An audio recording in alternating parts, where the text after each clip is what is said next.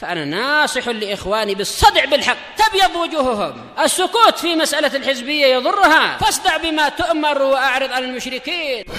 سلامي على دماج ورجالها والشيخ يحيى ودار العلم يا سعد بانيها. قال رحمه الله تعالى: فقد كان الطلب في كترنا بعد مرحلة الكتاتب والأخذ بحفظ القرآن الكريم يمر بمراحل ثلاث. لدى المشايخ في دروس المساجد. Ya, menuntut ilmu dulu di negeri kami, kata Syekh Bakar, setelah melewati tahapan katatib, yaitu madrasah untuk anak-anak yang di situ belajar baca tulis, dan setelah mengambil hafalan Al-Qur'anul Karim. Oleh karena itulah bagi siapa saja yang belum mencapai usia baligh hendaknya betul-betul manfaatkan waktu tersebut sebisa mungkin untuk bisa menyelesaikan hafalan Al-Quran. Dan yang telah mencapai usia baligh belum selesai, maka juga harus lebih lagi diupayakan untuk bisa menyempurnakan hafalan Al-Qurannya. Karena itu adalah marhalah dasar, tahapan dasar dalam mempelajari ilmu syar'i jika ingin betul-betul kokoh dalam ilmu syar'i. Nah, setelah mencapai itu, baca tulis sudah mahir, kemudian menghafal Al-Quran, maka dia akan melewati 3 tahapan di sisi para masyayikh di pelajaran-pelajaran di masjid-masjid. Lil mubtadi'in, thummal mutawassitin, thummal mutamakkinin. Yang pertama untuk pemula, kemudian untuk yang tingkat menengah, dan untuk tingkatan yang betul-betul sudah ahli. Fafit tauhid, adapun untuk pembahasan ilmu tauhid, maka yang ditempuh Salasatul usul wa adillatuha. Ini telah kita ketahui dan kita pelajari, walhamdulillah. Demikian pula al-qawaidul arba', kaidah-kaidah yang 4 terkait tauhid uluhiyah.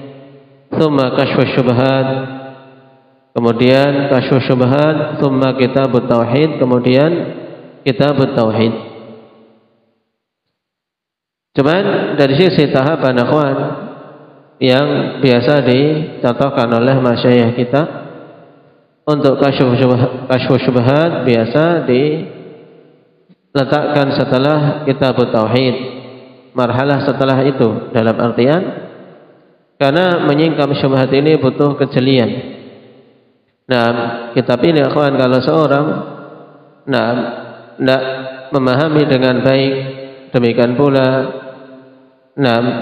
tidak sedikit bisa atau tidak paham tentang dasar-dasar dalam dalam merudut, dalam membantah, maka dia tidak akan bisa menggali faedah banyak yang ada dalam kitab tersebut. Sehingga mungkin dia baca tok tapi tidak bisa menggali faedah-faedah yang ada dalam kasyf syubhat. Makanya kita mengakhirkan pembahasan ini. Untuk apa? Untuk bisa sampai marhalah kalian siap. Tayyib, dari sisi lughah butuh punya dasar untuk bisa belajar kasyf syubhat. Dan yang jelas pembahasan tauhid dasarnya harus ada. Bagaimana bisa mau menyingkap syubhat kalau yang benar dia belum kokoh. Tayyib. Arba'atuha li Syekh Muhammad bin Abdul Wahhab rahimahullahu taala. Keempat-empatnya ini karangan Syekh Muhammad bin Abdul Wahhab rahimahullahu taala. Hadza fi tauhidil ibadah, ini dalam tauhidul ibadah. Tayyib, demikian pula risalah yang kita ambil pada pelajaran kita, yaitu al-wajibat, yang hakikatnya akhwan ringkasan dari kitab-kitab Syekh Muhammad bin Abdul Wahhab, mulai dari Thalatsul Usul, kemudian Nawaqidul Islam, kemudian Syurutut Tauhid atau Syurut La Ilaha Illallah dan seterusnya, untuk mengumpulkan yang terpencar-pencar dari kitab-kitab Syekh Muhammad bin Abdul Wahhab dari hal-hal pokok terkait masalah tauhid.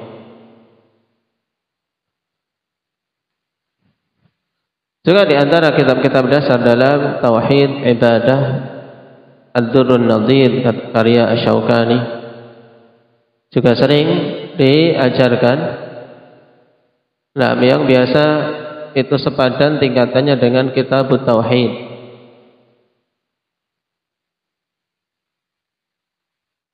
Qala fi tauhidil asma wa sifat al-aqidah al-wasithiyah.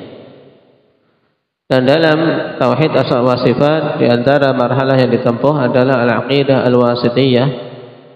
Dan telah kita lewati aqidah wasithiyah di antara matan yang butuh untuk dijadikan sebagai dasar dalam tauhidul asma wa sifat. Thumma al-hamawiyah. Kemudian aqidah hamawiyah yang lebih mudah lagi kalau mengambil takrib yang disusun oleh Syekh Ibnu Utsaimin rahimahullahu taala, Muhammad bin Shalih bin Utsaimin, dengan judul Fathu Rabbil Bariyah fi Taqribil Hamawiyah. Kemudian At-Tadmuriyah. Tadmuriyah ini juga telah ditakrib, disusun ulang dengan kalimat yang lebih memudahkan oleh Syekh Muhammad bin Utsaimin rahimahullahu taala untuk kita semua. Karena kawan, kalau kita membaca Tadmuriyah langsung, akan banyak yang kesulitan. Kalau kita dulu saja belajar di Yaman, sebagian Arab ketika belajar ini mengatakan ini kita belajar bahasa Arab atau pakai bahasa Inggris.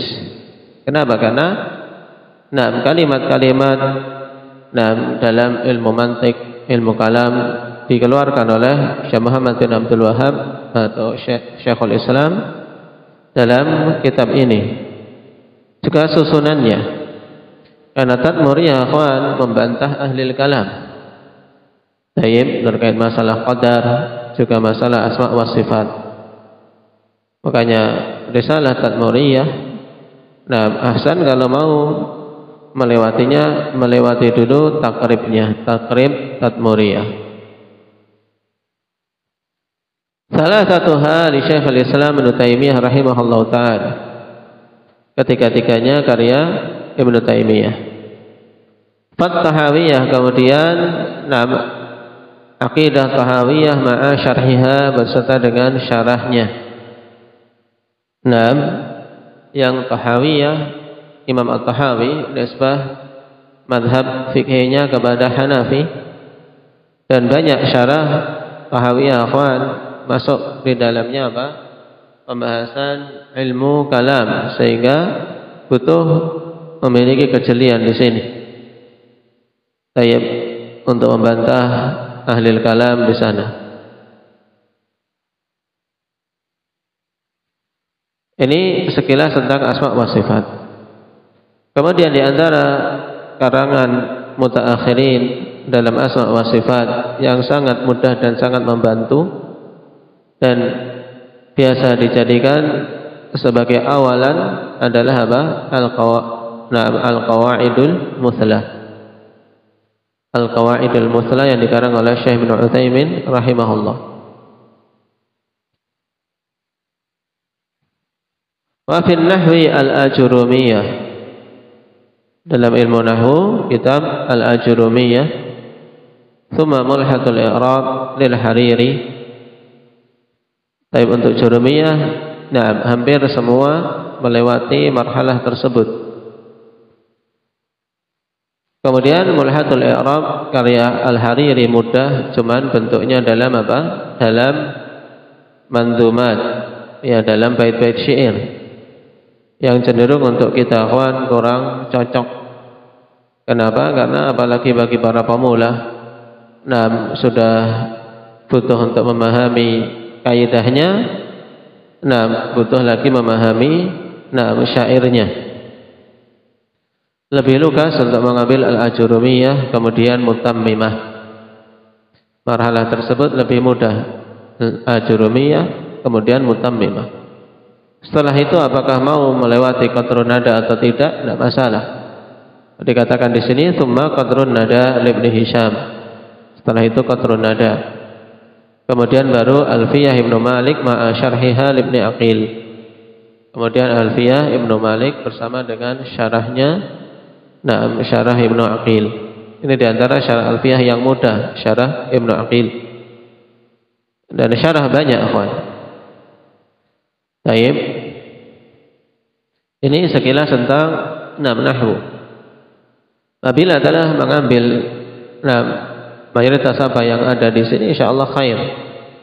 Bisa memahami jurumiyah dengan baik, mutamimah dengan baik. Kemudian masuk ke alfiyah, ini insyaallah juga sudah bisa. Dengan dibimbing oleh pengajar yang menguasai atau qatrun nada. Dan alfiyah lebih mudah dibandingkan dengan qatrun nada. Dari sisi lugasnya bahasa, karena Ibnu Hisham akhwan dikenal dalam bahasa tayyib memang kuah tapi terkadang membingungkan. Tayyib terkadang membingungkan kalau tidak melihat syarah. Sedangkan Alfiyah Ibnu Malik dengan syarah Ibnu Aqil ini mudah. Tapi tadi banyak tafri'at, ya lebih luas. Wa fil hadis al-arba'in an-Nawawi. Adapun dalam hadis dimulai dari Arba'in an-Nawawiyah, thumma Umdatul Ahkam lil-Maqdisi, thumma Bulughul Maram Ibnu Hajar, wal Muntaqa lil Majd Ibnu Taimiyah. Dan ini hampir sepadan antara Bulughul Maram dan Muntaqa. Di sana ada yang lebih luas, Al-Muharrar Ibnu Abdul Hadi. Dari sisi keluasan dibanding Bulughul Maram lebih luas Al-Muharrar. Apalagi Al-Muharrar cenderung menyebutkan lafaz secara sempurna dari lafaz hadis. Al-Damun Al-Muntaqa itu yang kemudian diisyarah oleh Asy-Syaukani rahimahullahu taala dengan Nailul Awtar rahimahumullahu taala. Baik. Fadkhulu fi qira'atil ummati as-sitti wa ghairiha. Kemudian masuk pada apa? Membaca al-ummati sitti yang lebih dikenal dengan ummahatus sittah. Yaitu apa? Kitab-kitab hadis induk. Cuman di sini beliau menggunakan lafaz yang fasih, kan? Al-ummati as-sitti. Karena apa? Ummat dengan ummahat, penggunaannya kalau ummat ini untuk induk tapi yang tidak berakal. Perhatikan catatan kaki. Ada tidak tempat kalian? Tentang ummat di syarah Syekh Ibnu Utsaimin sebutkan al-ummat li ghairil uqala wal ummahat lil uqala. Kalau ummat induk untuk yang apa? Tidak berakal. Sedangkan ummahat itu untuk apa? Yang berakal. Sehingga kalau induk hewan ummat, ya kita sebut ummat untuk bahaim. Bahaim. Adapun manusia ummahat. Tapi biasa di lisan manusia ummahatus sittah. Tapi yang fasih yaitu al-ummat as-sitti. Maksudnya apa? Kitab induk hadis yang 6 yaitu Sahihain Bukhari dan Muslim, kemudian 4 sunan yaitu Sunan Abu Dawud, Tirmidzi, Nasa'i, Ibnu Majah dan yang lainnya.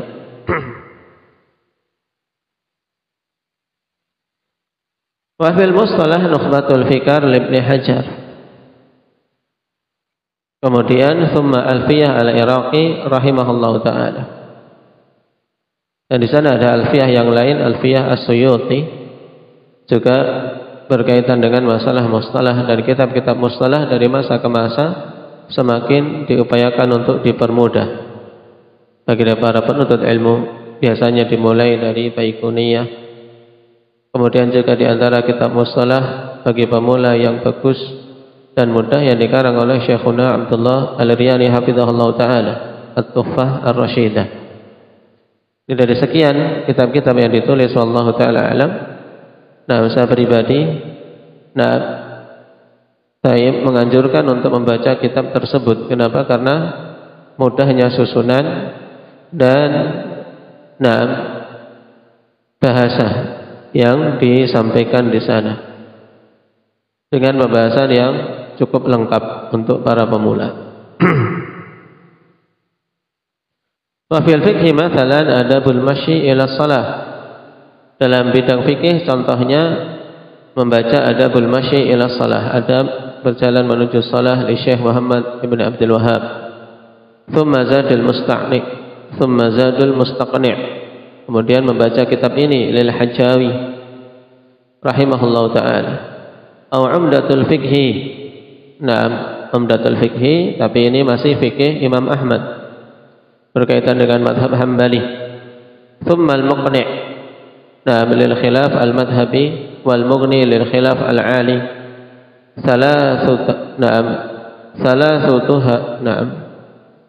Salasatuha Ibnu Qudamah rahimahullah taala, ketiga-tiganya karya Imam Ibnu Qudamah rahimahullah.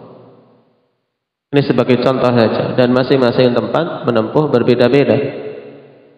Nah, adapun untuk Zadul Mustaqni, demikian pula Muqni dan Mughni, akhwan, kalau di Darul Hadis, di masyayikh kita di Yaman itu jarang dipelajari. Nah, jarang dipelajari. Tapi biasanya seandainya memilih matan fikhi, mereka akan mengambil Durarul Bahiyah karya Asy-Syaukani rahimahullah. Nah, dibandingkan dengan Zadul Mustaqni'. Kemudian setelah itu biasanya mengambil fikih metode ahli hadis dengan mengambil Bulughul Maram atau Umdatul Ahkam.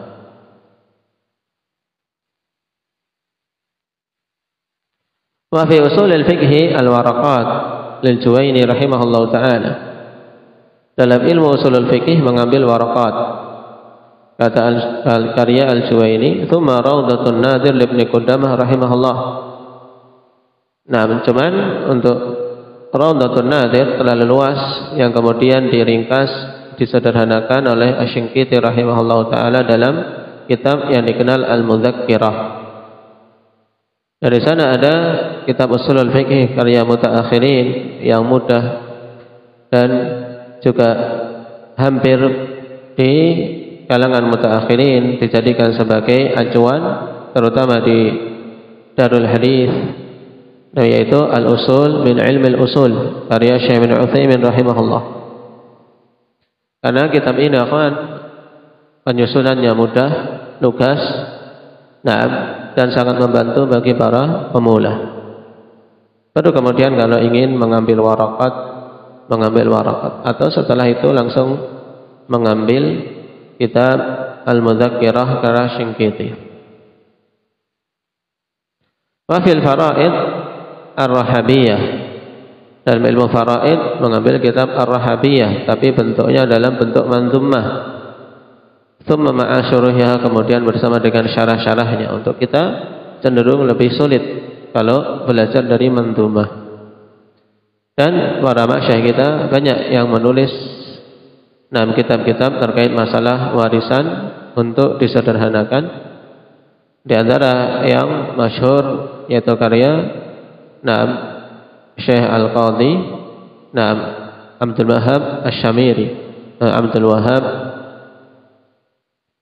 Tayyib Asy-Syamiri, nisbahnya saya ingat saya, yang biasa dulu di Yaman. Beliau sebagai qadhi dan memiliki kitab namanya al-faid, terkait ilmu faraid.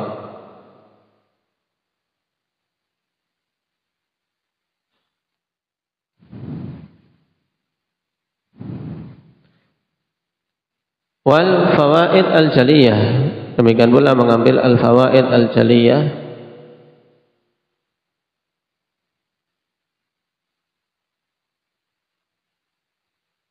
Kitab ini karya Syekh Abdul Aziz Ibn Baz rahimahullah ta'ala,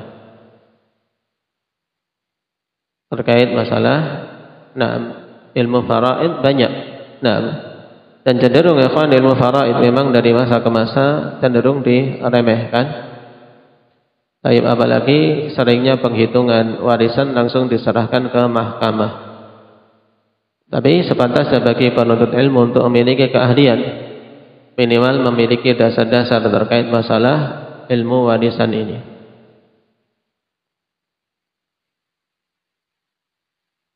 Qala fi tafsir Ibnu Katsir rahimahullah. Demikian pula tafsir-tafsir yang di bawahnya, tafsir Ibnu Katsir untuk kita cenderung terkadang lebih berat.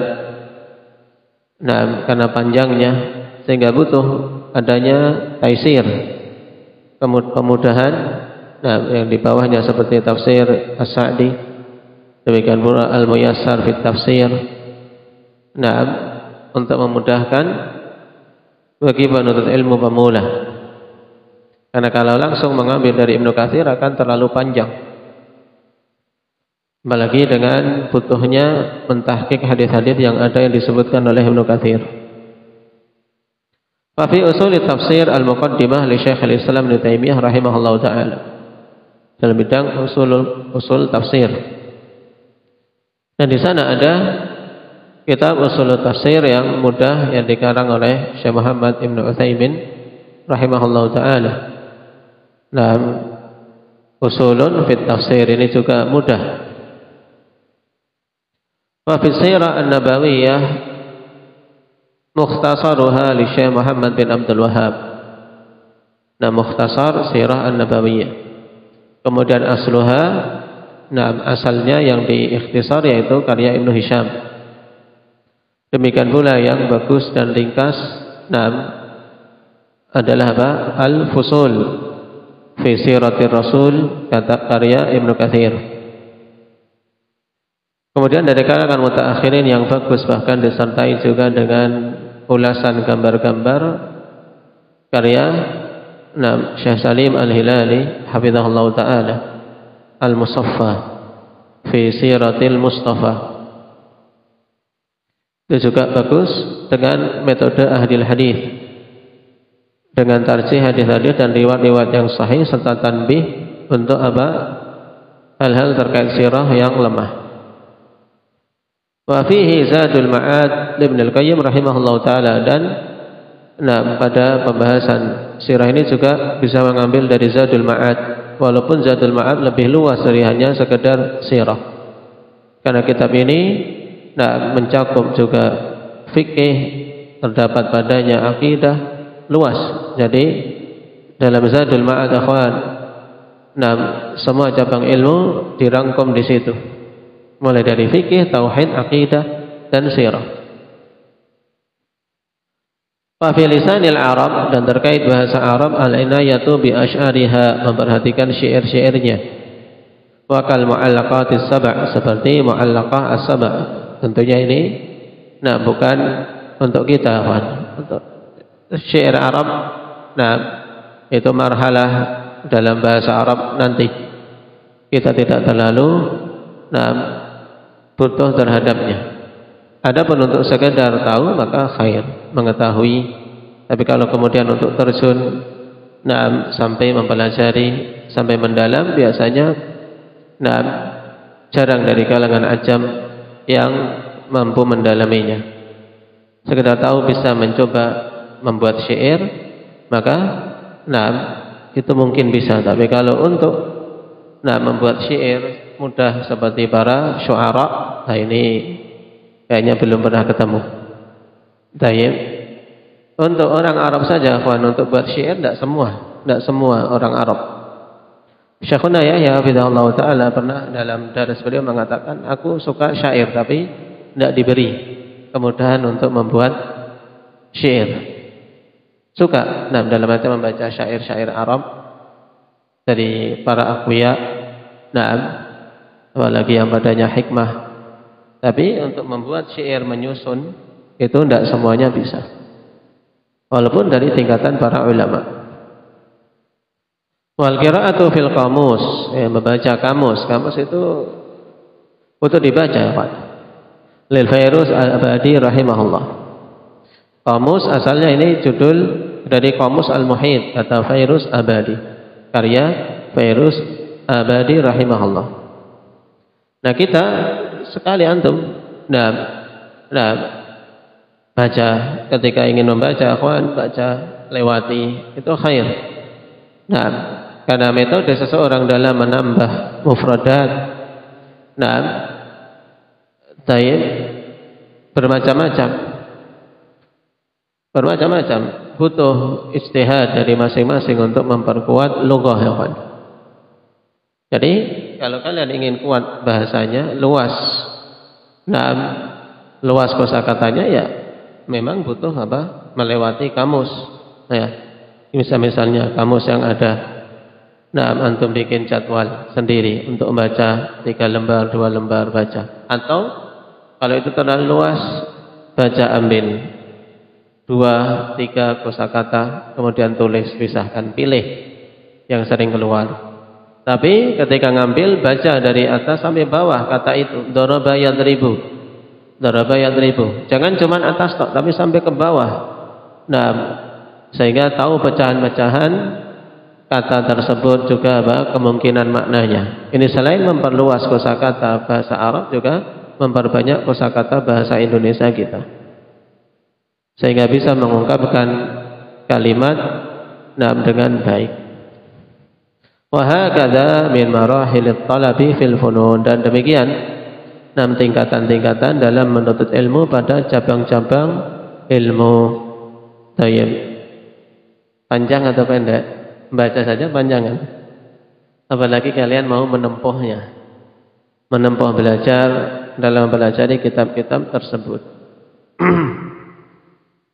Nah, ini contoh yang disebutkan oleh Syekh Bakar Abu Zaid rahimahullah ta'ala adalah contoh dari marhalah yang butuh dilalui oleh seorang penuntut ilmu pada masing-masing cabang ilmu. Tayyib. Barakallahu fiikum. Naktafi bihadza walhamdulillahi rabbil alamin.